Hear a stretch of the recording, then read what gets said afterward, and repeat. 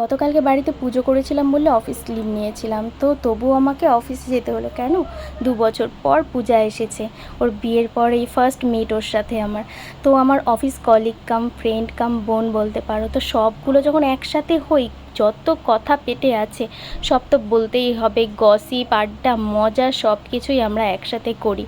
তার মধ্যে ফোনে ভিডিও কলে সব সময়ই কথা হয়, তবুও সামনাসামনি দেখে কথা বলার যে মজাটা, সেটা আর কোথায় হয় বলো? তো আমাদের অফিসের সামনে যে চায়ের দোকান আছে, সেখানে না গেলে তো আমাদের পেটের ভাত হজম হবে না। তো সেখানে গিয়েই যত সব কথা আমাদের হয়।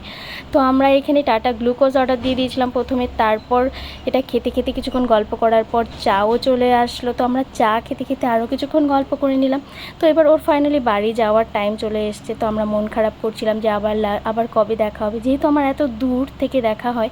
তো ওর সঙ্গে আমার সবসময় দেখা হয় না, কোচবিহারে যারা থাকে সবসময় দেখা করে। তো কেমন লাগলো ব্লগটা জানিও।